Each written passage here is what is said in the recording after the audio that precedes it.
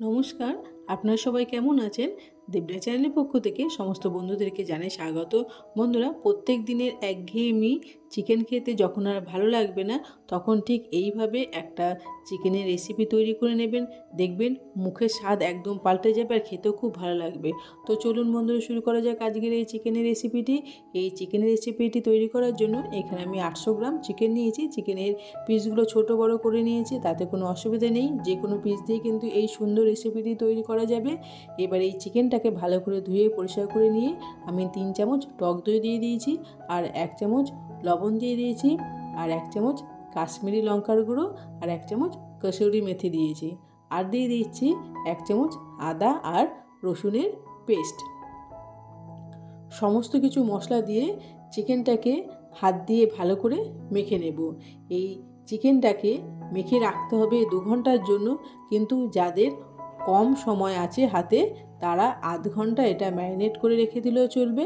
কিন্তু যত বেশি সময় ধরে এটা ম্যারিনেট করে রাখা হবে, তত চিকেনটা খেতে কিন্তু ভালো লাগবে, আর চিকেনটা কিন্তু খুব তাড়াতাড়ি নরম হয়ে যাবে। এটা 2 ঘন্টার জন্য আমি রেখে দিলাম। এবার একটা পেস্ট তৈরি করে নেব।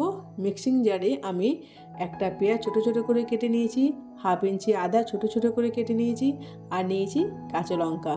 আমি এখানে 6টা কাঁচা লঙ্কা নিয়েছি। কাঁচা লঙ্কাগুলো একটু ভেঙে দিচ্ছি।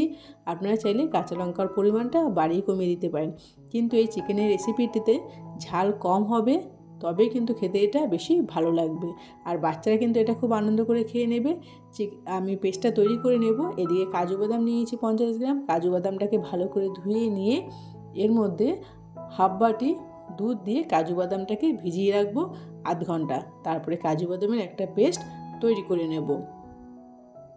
গ্যাসের উপর আমি একটা কড়াই বসিয়ে দিলাম। এই কড়াইতে আমি 1 চামচ ধনে, 1 চামচ গোটা জিরে, আর 2 চামচ মৌরি ড্রাই রোস্ট করে নেব। এই চিকেনের রেসিপিটিতে মৌরি দেওয়াতে কিন্তু খেতে খুবই ভালো লাগবে। একটা অন্য রকম গন্ধ আসবে, যেটা চিকেনের টেস্টটাকে আরও বহুগুণ বাড়িয়ে দেবে। এই মশলাগুলো আমি অল্প একটু লাল লাল করে ভেজে নেব। এটা কিন্তু খুব বেশি লাল লাল করে ভেজে নেব না। দেখুন বন্ধুরা, মশলাটা ভাজা হয়ে গেছে। এবার এটা নামিয়ে ঠান্ডা করে তারপরে গুঁড়ো করে নেব।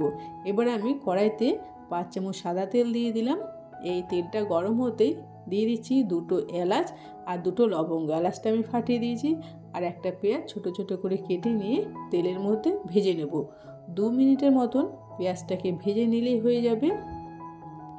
এবার যে আদা, পেঁয়াজ আর কাঁচা লঙ্কার পেস্ট আমি তৈরি করে নিয়েছিলাম, সেটা তেলের মধ্যে দিয়ে দিলাম।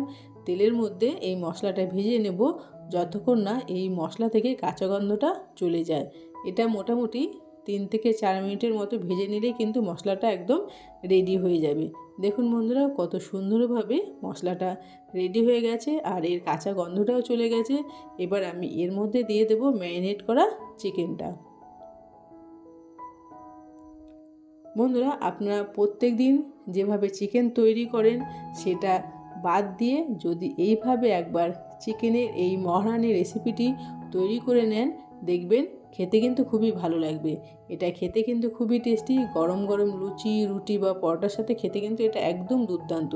এটা একদম রেস্টুরেন্টের স্টাইলে তৈরি করা হচ্ছে। এবার তেলের মধ্যে চিকেনটাকে কষিয়ে নেব। আমি কিন্তু এই রান্নাতে কোনো আর জল ব্যবহার করব না।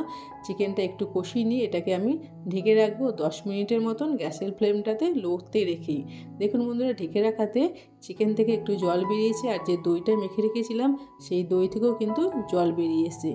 এই জল দিয়ে কিন্তু চিকেনটা রান্না হয়ে যাবে। আমি কিন্তু এক্সট্রা কোনো জল এখানে ব্যবহার করব না। দেখুন বন্ধুরা, চিকেনটাকে একটু আবার নেড়ে চেড়ে দিলাম। এবার যে ভাজা মশলাটা আমি তৈরি করে নিয়েছিলাম সেটা 2 চামচ দিয়ে দিচ্ছি। এই মৌরি ভাজা মশলাটা দেওয়াতে কিন্তু খুব সুন্দর একটা গন্ধ বেরোচ্ছে, চারিদিকে গন্ধে ঘর মম করছে। আর দিয়ে দিলাম 1 চামচ কসুরি মেথি। এবার এই দুটো মশলা দিয়ে চিকেনটাকে আরও মিনিট 5 কষিয়ে নেব। চিকেনটা কিন্তু খুব তাড়াতাড়ি নরম হয়ে গেছে। 2 ঘন্টা এটা ম্যারিনেট করে রাখাতে একদম মাংসটা আলগা হয়ে যাচ্ছে।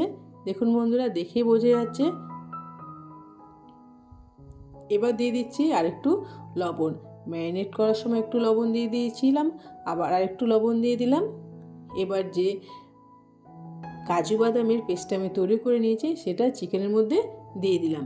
এখানে কিন্তু গ্যাসের ফ্লেমটা লোতেই রাখতে হবে, কারণ বাদামের পেস্টটা দেওয়ার ফলে কড়াইতে লেগে যেতে পারে। এবার বাদামটা দিয়ে চিকেনটাকে আরও 3 থেকে 4 মিনিটের মতো কষিয়ে নেব। দেখুন বন্ধুরা, আস্তে আস্তে তেল ছাড়তে শুরু করে দিয়েছে, আর কিন্তু খুব সুন্দর একটা কালার হয়েছে। এই রেসিপিতে আমি কিন্তু কোনো হলুদ ব্যবহার করব না, এটা একটু সাদা সাদা দেখতে হবে। দেখুন বন্ধু, নাড়াচাড়া করতে করতে চিকেনটা প্রায় রেডি হয়ে গেছে। ঝোলটাও বেশ অনেকটা শুকিয়ে আসছে। দেখুন বন্ধুরা, কত সুন্দর একটা কালার হয়ে গেছে। এটা কিন্তু একদম রেডি হয়ে গেছে। এবার আমি এটা 5 মিনিটের জন্য ঢাকা দিয়ে রেখে দেব। 5 মিনিট পরে দেখুন, এটা আমি একটা প্লেটে নামিয়ে নিলাম। দেখতে কত সুন্দর ভালো লাগছে।